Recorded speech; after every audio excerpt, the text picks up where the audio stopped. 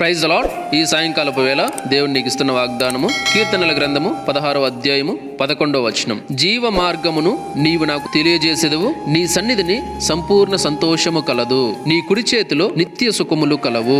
జీవ మార్గమును దేవుడు మనకు తెలియజేస్తున్నాడు. అంటే జీవించగలిగిన మార్గము, జీవించే మార్గము అంటే పరలోకము అని అర్థము. అంటే ఈ లోకంలో మనము ఎంతవరకు బ్రతుకున్నా ఖచ్చితంగా ఏదో రోజు వెళ్ళిపోవాలి కదా, కానీ నిత్యము యుగ యుగములు జీవించేది పరలోకంలో అంటే స్వర్గంలో. అది దేవుడు తెలియజేస్తున్నాడు. అలాగే నీ సన్నిధిని సంపూర్ణ సంతోషము కలదు, నీ కుడి చేతిలో నిత్య సుఖములు కలవు. అంటే సంపూర్ణమైన సంతోషము ఎక్కడ కూడా దొరకదు, ఈ లోకంలో వెతికినా కూడా దొరకదు, వేటిలోనూ దొరకదు.